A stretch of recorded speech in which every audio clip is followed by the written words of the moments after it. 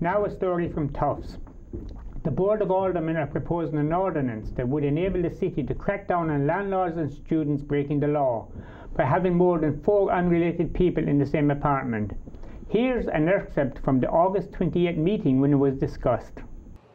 What it does is it requires basically universities that have housing in a community, that's how you get the regulation over them, to compile directories, and the directories list the students' address, phone number, etc. But the interesting thing is the ordinance also requires the university to notify those students who may be living in an apartment that violates the city's zoning ordinance because it's more than 4 unrelated students or people living together, because our limit is 4. We get that, you refer it to inspectional services, they can get an inspector down there.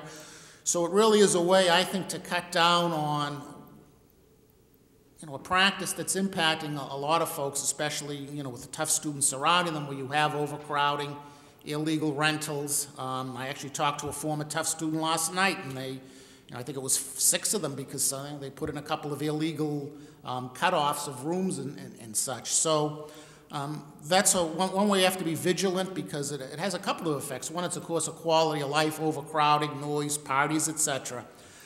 But also what's happening is some of the old-time Somervillians sell their houses. A lot of absentee landlords are buying property in the Tufts area for rental purposes. They're paying a higher value for those because they figure if they can rent to 5 or 6 students on each floor, they're gonna, it's gonna be a cash machine for them. So they pay a higher amount, and then that brings up the property values in the surrounding area. And then when folks get hit with their tax bill the next year, their taxes have gone up because their values have gone up because of what an absentee landlord paid to buy property to rent, unfortunately illegally.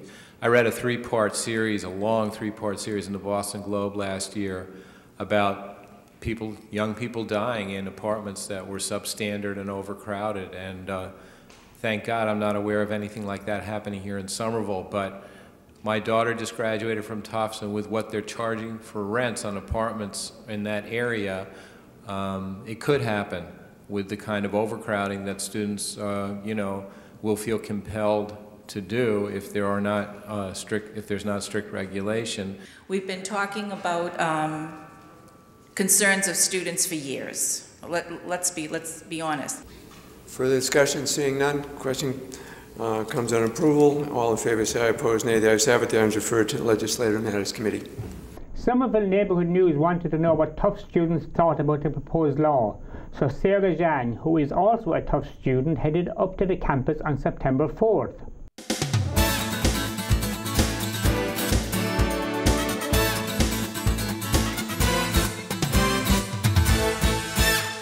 So, did you know that it is illegal in Massachusetts for more than 4 people who are not related to live together in the same house, the same apartment?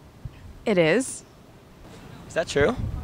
I did not know that. I had no idea. I actually did not know that, as I actually don't really live in Massachusetts, but I actually am from Hawaii, but I'm living here now, so it's good to know.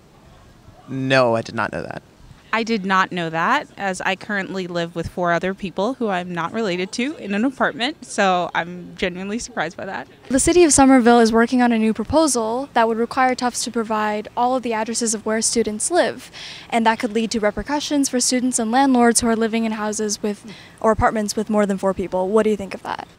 Boy, well, it'd make it really tough on individuals, I would think, that are already in situations that are in violation of the potential law. To be honest, it might be bad because, we are college students and rent is not the cheapest around here. And for a lot of families or students who are on financial aid or have special financial needs like myself, it can be a little hindering.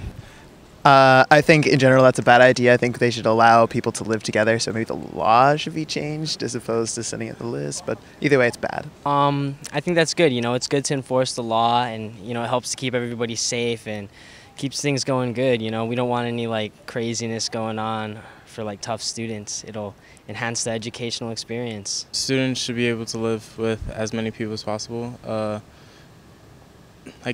cost of living costs a lot.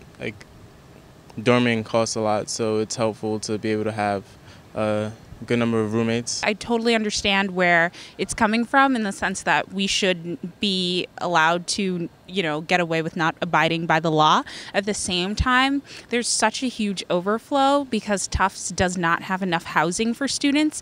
And so, spring semester comes around, you go through the lottery, you don't get housing.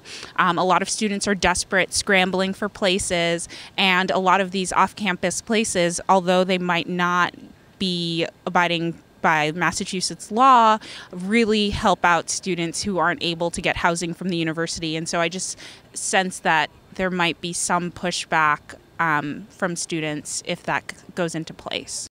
If the university was to come clean and say, you know what, we are going to try to be compliant with this law and informed students that they would be giving out the addresses and possibly gave students an opportunity to opt out of it, and there was full transparency in the process, then I think it would be okay.